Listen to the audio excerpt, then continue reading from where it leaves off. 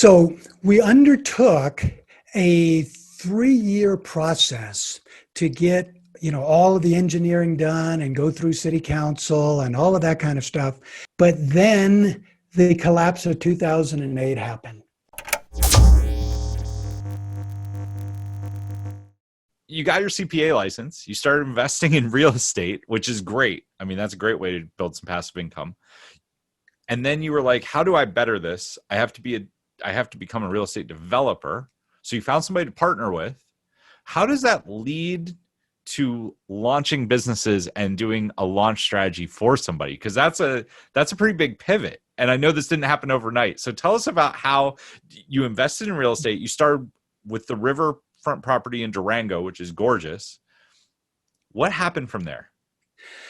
So we undertook a 3-year process to get, all of the engineering done and go through city council and all of that kind of stuff. We had, I had $200,000 into it, my partner an equivalent amount. We borrowed $2 million, so we had a total of like $2.5 million in capital in this project. And then our project was 37 condos. It was like I'd been through every unit inch by inch in the planning process. And we were lining up pre-sales for our project, had sold half of them, at about $1 million each in terms of commitments. We even had lenders standing in line to secure us for the construction loan. This would have been a $40 million project and a $5 million payday for me at the end. But then the collapse of 2008 happened. And so all of the bottom fell right out of that.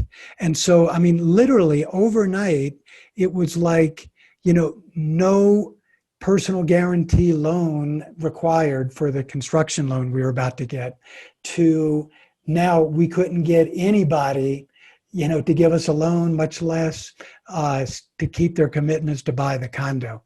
So what I learned in this process was that I just had to stop swinging for the bleachers. And this is a critical component of how I got into the online world.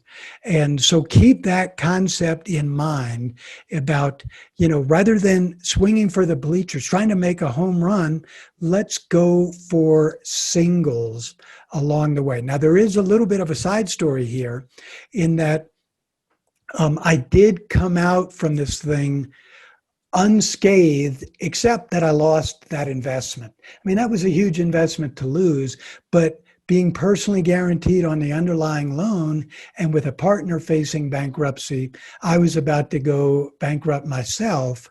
And then lesson number 2 came into play, and that was be sure to treat the people around you well, and it'll all come out fine for you.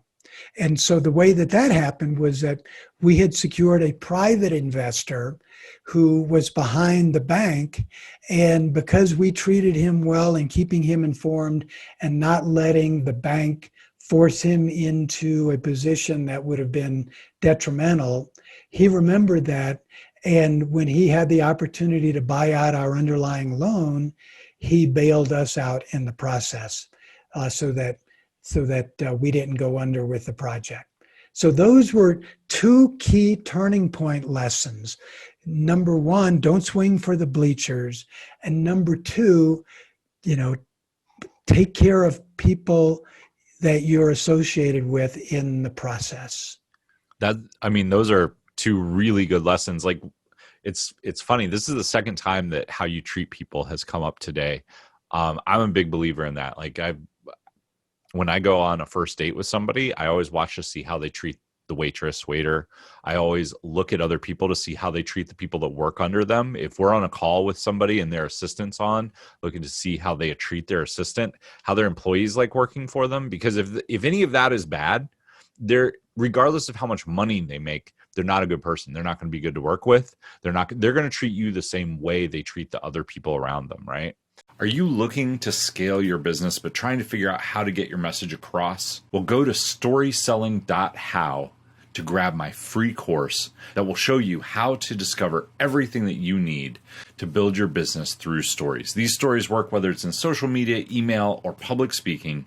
There are 5 core stories that you'll learn. You'll be able to use all of them by the time you're done with this course. Again, that is storyselling.how. If you enjoyed today's episode, make sure to tune in next time.